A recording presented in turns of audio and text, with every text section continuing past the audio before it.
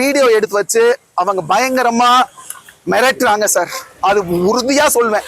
எங்க பிள்ளையோட ஏதோ ஒரு வீடியோ அவன் கிட்ட இருக்கு. அதுக்குதான் எங்க பிள்ளை பயந்து போய் கட்டுப்பட்டு அவன் சொன்னதுக்கெல்லாம் கேட்டு வந்திருக்கு.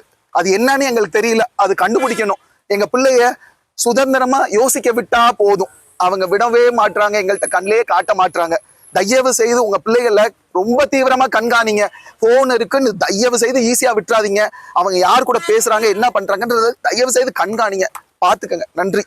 ஆபாச வீடியோன்றது ரொம்ப ரொம்ப ரொம்ப ரொம்ப மோசமான விஷயம். அது குழந்தைங்களுக்கு தெரியவே மாட்டேங்குது. அது வீட்டுல இருந்தே கூட மொபைல்ல ஈஸியா வெளியே போற மாதிரி இன்னைக்கு காலம் இருக்கு. என் பிள்ளைய எப்படி நான் வெளியே விட்டேன், எப்படி பார்த்தா எங்க என்ன பண்ணான்னு தெரியல. ஆனா நிச்சயமா ஏதோ பெரிய பெரிய தவறு நடந்திருக்கு. பயமா இருக்கு, பாத்துக்கங்க.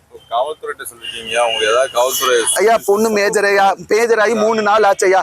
காவல்துறை என்னையா செய்வாங்க? அவங்க சட்டத்தை நானே லீகலா தான் நிக்கணும். எனக்கு தெரியும் பொண்ணு மேஜர் ஆயிட்டா நான் ஏதாச்சும் தூக்க முடியுமா, ஏதாவது பண்ண முடியுமா? பண்ணா அதுக்கப்புறம் சட்டம் சும்மா இருக்குமா? சட்டத்துக்கு பயந்து கட்டுப்பட்டு நிற்கிறோம். இன்னைக்கும் சொல்றேன், நான் போய் என் பொண்ணை காட்டுங்கன்னு தான் கேட்கிறேன். யாரோ போய் அட்மிட் ஆயிருக்கான். சத்தியமா சொல்றேன், எங்க குடும்பத்துல ஒருத்தர் கூட வன்முறையை கையாள மாட்டோம். ஆனா ஹாஸ்பிட்டல்ல போய் வெட்டுவேன் குத்துவேன்னு அட்மிட் ஆயிருக்காங்களாம். இதெல்லாம் எங்களுக்கு தெரியாதுயா.